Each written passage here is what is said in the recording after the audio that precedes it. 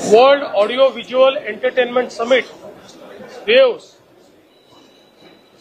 जो एक अतिशय जगातला मोठा प्लॅटफॉर्म ऑडिओ व्हिज्युअल आणि एंटरटेनमेंटच्या क्षेत्रामध्ये पहिल्यांदा सुरू झाला आणि भारत सरकारने तो होस्ट करण्याचा त्याचं यजमानपद हे महाराष्ट्राला दिलं। कालच मुंबईमध्ये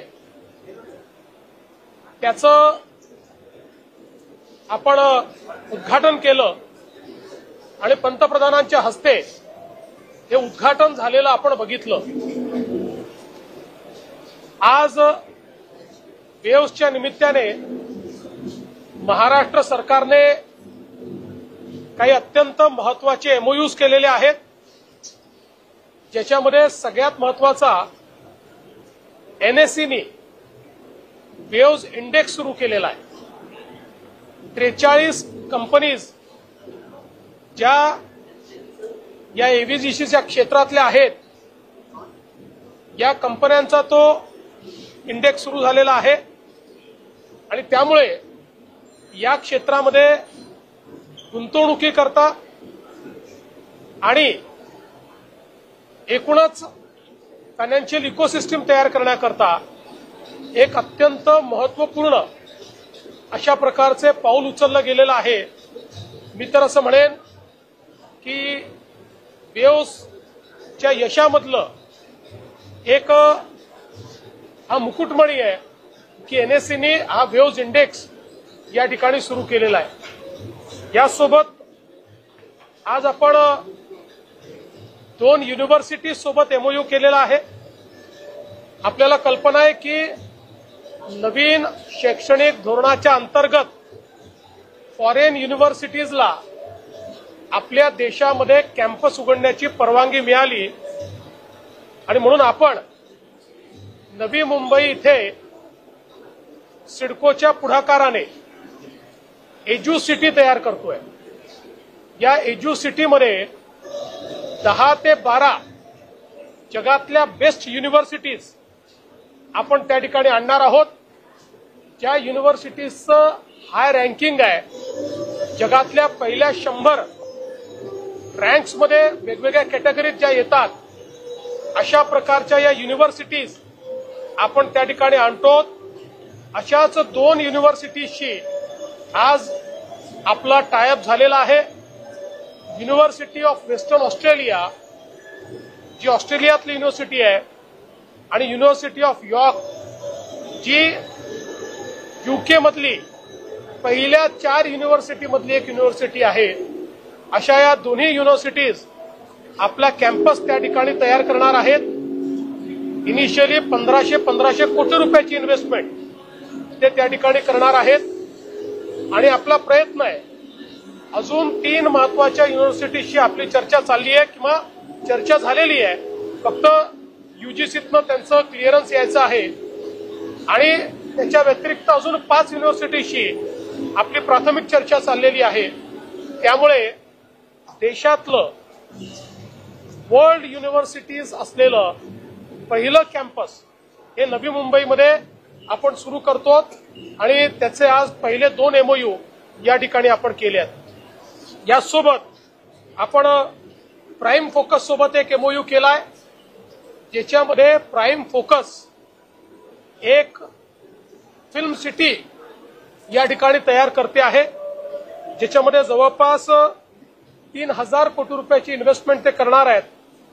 2500 लोकांना त्यातनं थेट रोजगार मिळणार आहे आणि इनडायरेक्ट किमान 10,000 लोकांना रोजगार मिळेल। अशा प्रकारची ही जी काही एक फॅसिलिटी ते तयार करतायत, एआय पॉवर्ड आणि जगातली बेस्ट टेक्नॉलॉजी ही त्या ठिकाणी असणार आहे। त्यामुळे प्रोडक्शन किंवा फिल्म शूटिंग किंवा अलीकडच्या काळामध्ये आपल्याला माहिती आहे, आपण इथे देखील लावून ठेवलेलं आहे की कुठेही शूटिंग करून कुठलाही सीन दाखवता येतो, अशी आता टेक्नॉलॉजी। या सगळ्या टेक्नॉलॉजीज म्हणजे जगातली जी सगळ्यात एक्सपेन्सिव्ह आणि टेक्नॉलॉजिकली सगळ्यात अहेड पुढची जी कुठली फिल्म आहे ती फिल्म देखील या ठिकाणी शूट करता येईल इतकं ऍडव्हान्स्ड अशा प्रकारचा स्टुडिओ हा प्राईम फोकस तयार करत आहे. आणि यासोबत अजून एक असाच एमओयू आपला गोदरेज सोबत झालेला आहे, जे एक त्यांची स्वतंत्र फिल्म सिटी पनवेलला तयार करत आहेत. जवळपास त्या ठिकाणी ते देखील 2000 कोटीचं इन्व्हेस्टमेंट करणार आहे आणि त्यातही जवळपास एवढ्याच लोकांना मोठ्या प्रमाणात जी काही रोजगार आहे तो रोजगार मिळणार आहे. एकूणच आज आपण जवळपास 8000 कोटी रुपयाचे एमओयूज या ठिकाणी केलेले आहेत. पण महत्वाचं आहे की अशा क्षेत्रातले सगळे एमओयूज आहेत की जी निश क्षेत्र आहे, जी नवीन क्षेत्र आहेत आणि ज्यांनी मल्टीप्लायर इफेक्ट ज्याला आपण म्हणू शकतो हा तयार होणार आहे. आणि म्हणून मला असं वाटतं की वेव्ज हा जो काही प्लॅटफॉर्म तयार झालेला आहे याला अनुरूप अशा प्रकारचे चांगले इन्व्हेस्टमेंट्स आपल्याला मिळालेले आहेत. याच्या व्यतिरिक्त अनेक लोकांशी या निमित्ताने चर्चा झालेल्या आहेत, ज्या पुढच्या काळामध्ये फलदायी झालेल्या आपल्याला पाहायला मिळतील. फिल्म सिटीची जी करार आहे बेसिकली फिल्म सिटी म्हणजे नेमकं कारण की ऑलरेडी आपल्याकडे चित्रनगरी आहेच आहे. अजून आता फिल्म सिटी म्हणजे लोकेशन नाहीये, आता फिल्म सिटी म्हणजे टेक्नॉलॉजी आहे. आणि ही जी टेक्नॉलॉजी आहे ही सगळी असलेली ही फिल्म सिटी असणार आहे, ज्याच्यामध्ये अर्थातच त्या ठिकाणी शूटिंग पासून प्रोडक्शन पोस्ट प्रोडक्शन सगळ्या गोष्टी करता इकोसिस्टम त्या ठिकाणी असते. सर, तुम्ही ज्या पद्धतीने युनिव्हर्सिटी सांगितलेल्या आहे त्या युनिव्हर्सिटी कशा पद्धतीने असं आहे की या युनिव्हर्सिटीज त्यांचं ऑफशोर कॅम्पस हे आता मुंबईमध्ये तयार करतील. म्हणजे त्या फुल फ्लेजेड युनिव्हर्सिटीज या ठिकाणी येत आहेत. आतापर्यंत आपले लोक वेस्टर्न ऑस्ट्रेलियाच्या युनिव्हर्सिटीमध्ये ऍडमिशन घेण्याकरता प्रयत्न करायचे, कारण ती फार चांगली युनिव्हर्सिटी आहे आणि त्याकरता तिथे जावं लागायचं, त्याचा खर्च खूप होता. पण आता जे लोक जाऊ शकत नाही त्यांना तेच एज्युकेशन या ठिकाणी मिळणार. ज्या पद्धतीने यजमानपद आपल्याकडे होतं पुढच्या काळात पण राहणार असं सांगितलं गेलेलं आहे. बेसिकली याचा बेनिफिट जो अपेक्षित आहे तो भाषण होईल असं दिसतं तुम्हाला. म्हणजे 8,000 कोटी सांगतात आपण त्यापेक्षा अधिक होईल ठीक आहे. कालपासनं मी या क्षेत्रातल्या ज्या ज्या लोकांची इंटरॅक्शन करतोय त्या सगळ्यांचं म्हणणं आहे की अशा प्रकारच्या एका प्लॅटफॉर्मची आवश्यकता होती. कारण आज फास्टेस्ट ग्रोईंग इकॉनॉमी जर कुठली असेल तर ती ही एव्हीजीसीची जी इकॉनॉमी आहे ही फास्टेस्ट ग्रोईंग इकॉनॉमी आहे. सर्वात जास्त रोजगाराची संधी या इकोसिस्टमने तयार होते आहे आणि याच्यामध्ये पहिल्यांदा भारताला लीड करण्याची संधी आहे. कारण कंटेंट क्रिएटर्स असतील ते सगळ्यात जास्त आपल्याकडे आहेत, कंटेंटचं कन्झम्पशन असेल ते आपल्याकडे सगळ्यात जास्त आहे आणि म्हणून त्याच्यामध्ये लीड घेणं हे अत्यंत महत्वाचं आहे. आणि या वेव्हजमुळे तेच आपण या ठिकाणी घेऊ शकलेलो आहोत. आणि मुंबई या एव्हीजीसीच्या रिव्होल्युशनची एक अघोषित राजधानी आता या इव्हेंटमुळे झालेली आहे. सर, दुसरीकडे एआय वगैरे जे सॉफ्टवेअर वगैरे येत आहेत त्या संदर्भामध्ये काही वेगळे बोलणी झाली आहेत का? एआयचे सॉफ्टवेअर आहेत त्यामुळे ऑपरेशनचे सॉफ्टवेअर आणखी त्या सगळ्या संदर्भात याच्यामध्ये एआयच आहे. आपण जर बघितलं तर याच्यामध्ये प्रत्येक गोष्टीत आपल्याला एआयचा वापर दिसेल. त्यामुळे ही सगळा हा जो इकोसिस्टम आहे इकोसिस्टमच एआय पॉवर्ड इकोसिस्टम आहे. जसं आता आपण जे 2 स्टुडिओज आता अनाऊन्स केले हे दोन्ही स्टुडिओज एआय पॉवर्ड स्टुडिओज आहेत.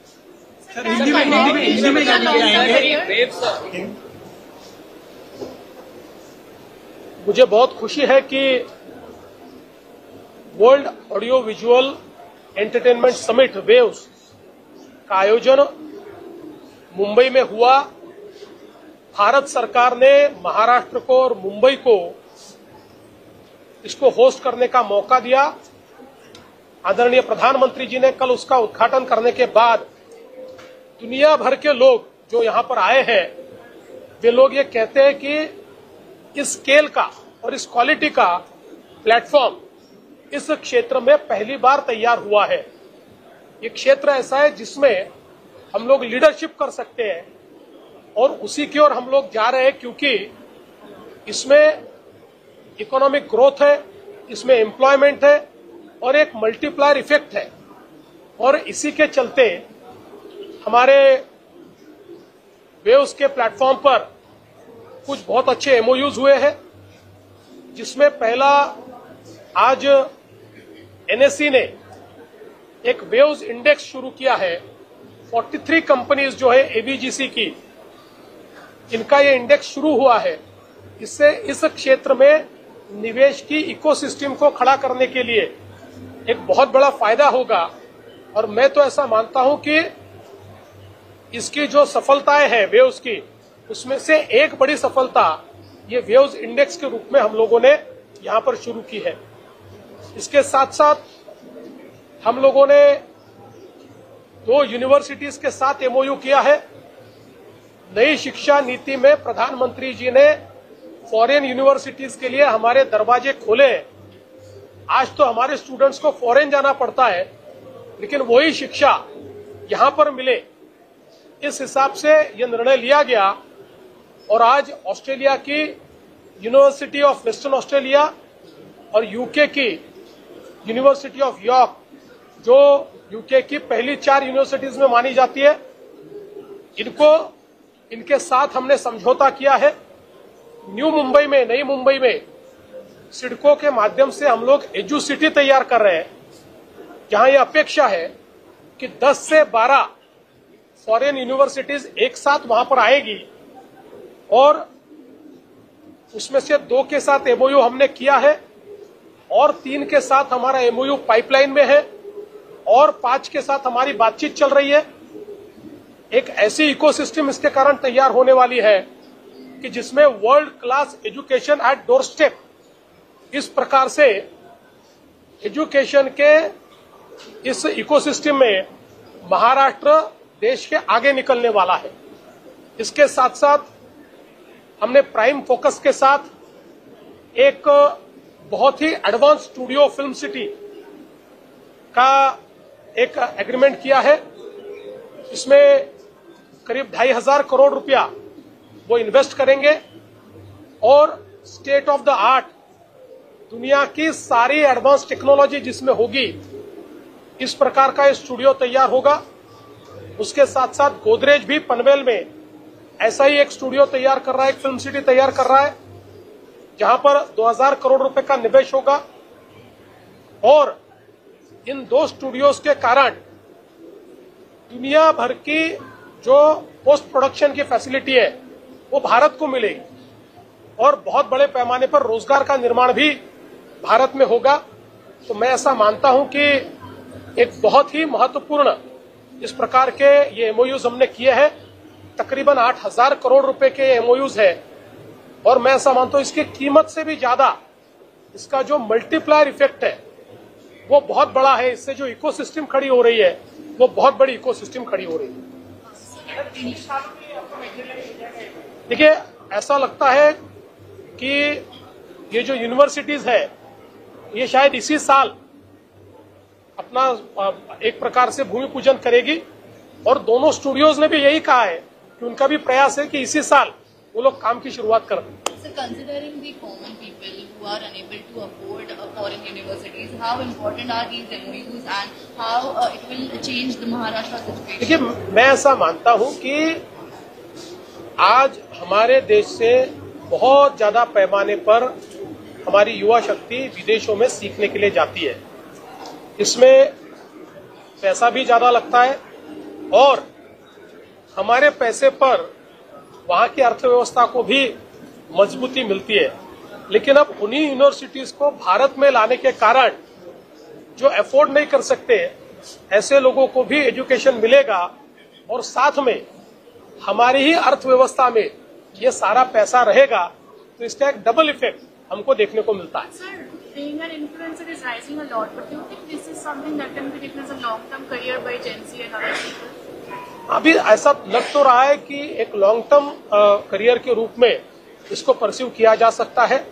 देखिए, जब भी कोई नई चीज होती है, जब कोई एक नया आइडिया आता है, कोई एक नया ट्रेंड आता है, तो अपने इथोस वो तैयार करता है। और अभी इन्फ्लुएंसर्स, ये कम्युनिटी तैयार हुई, इस कम्युनिटीज के अपने इथोस धीरे धीरे तैयार होंगे और उसके कारण ये कम्युनिटी एक लॉन्ग टर्म सस्टेनेबिलिटी का प्लान अपने आप तैयार करेगी, ऐसा मेरा मानना है। Thank you. How can Korea contribute? Korea can partner with India.